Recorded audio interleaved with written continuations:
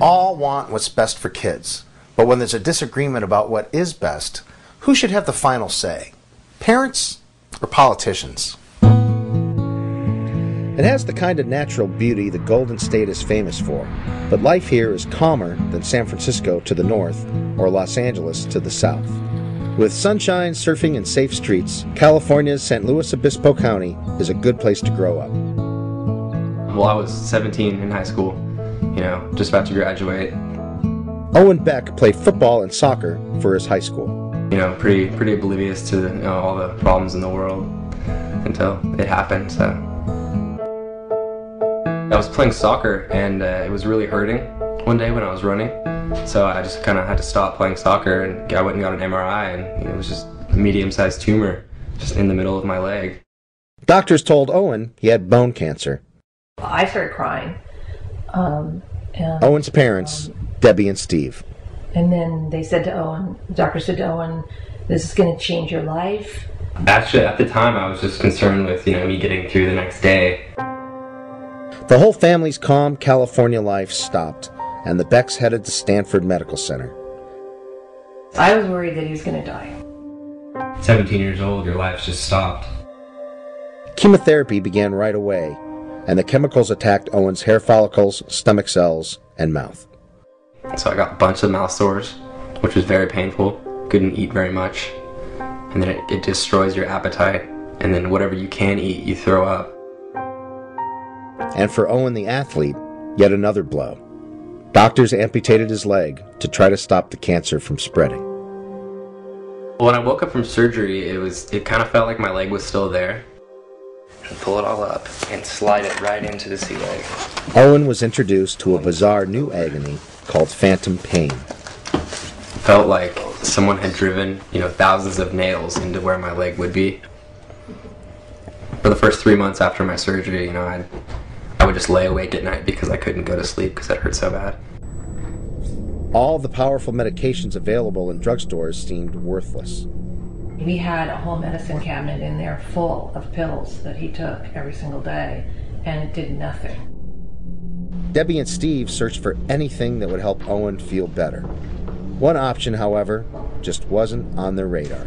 I don't think I'd ever thought about that in his situation because of his age.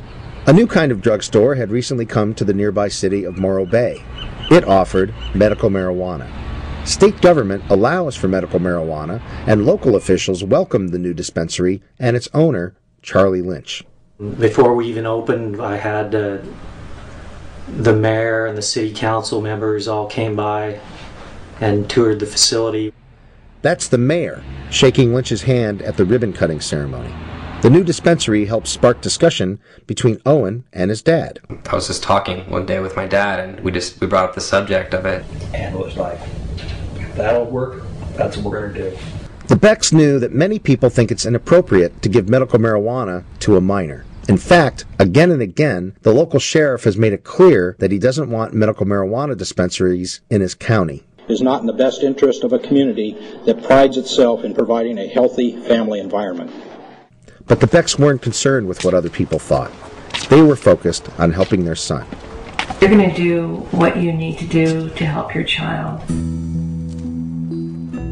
So the Becks got a written doctor recommendation and headed to Lynch's dispensary. Since Owen was 17, one of his parents would have to purchase the medical marijuana for him. He came in with his father.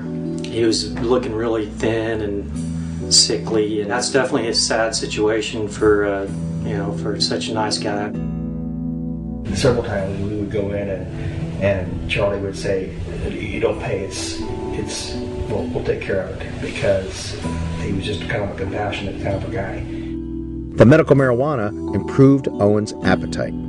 It eased his pain and nausea like nothing else had. It was the traditional meds that made him feel stoned. They would give me hardcore painkillers, they would just make me dull out basically and fall asleep.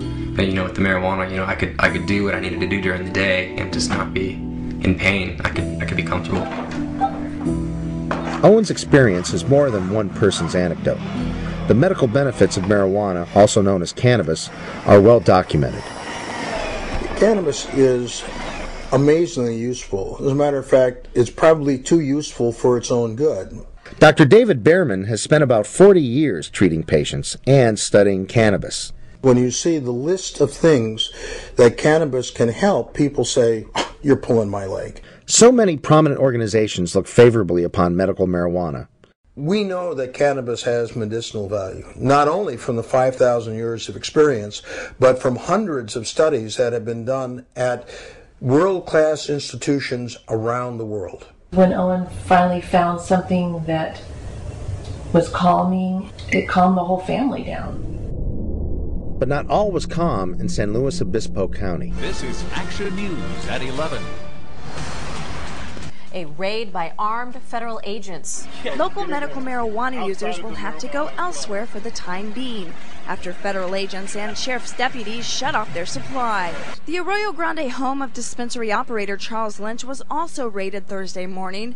They came in and threw me on the ground and rushed through the house like I was a criminal or something. Lynch was cuffed and brought to this federal detention center. How did it happen? The sheriff invited the DEA to raid Lynch's home and dispensary. Charlie Lynch was an easy target since medical marijuana is still illegal under federal law. And I had no idea how I was going to get out of jail. My family posted a $400,000 bail using their own personal property. Eventually, Lynch got out, but he was far from free. For many months, he's been under various forms of home detention. They applied a electronic monitoring system to my ankle. The device monitors Lynch's movements. If he leaves his house sometime other than during designated hours, federal agents will know. Each day, he spends 2 hours charging the ankle monitor. Since the charging cord is so short, he rigged up this extension cord to give himself access to a little more of his home. Without the extra slack, Charlie Lynch wouldn't even be able to use the restroom.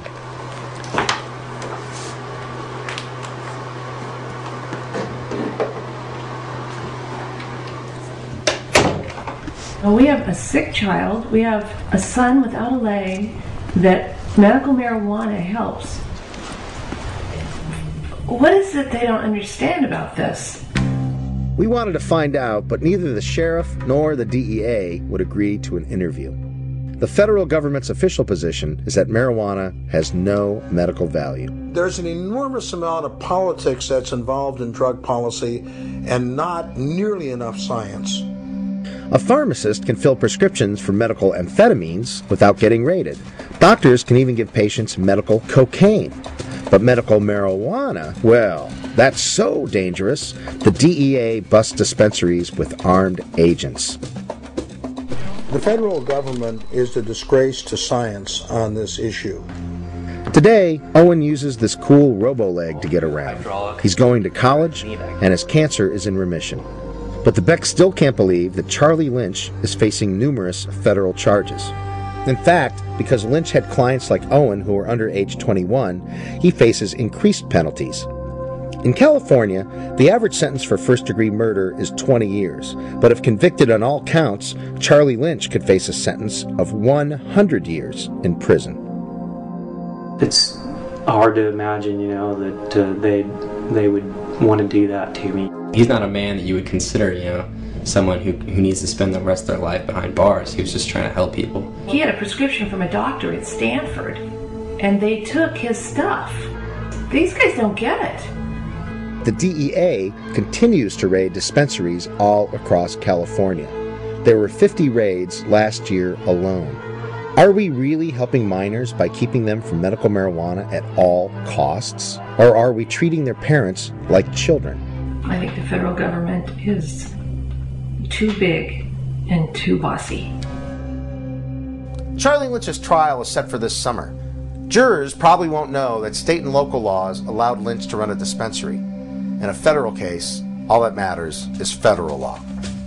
For Reason.tv, I'm Drew Carey.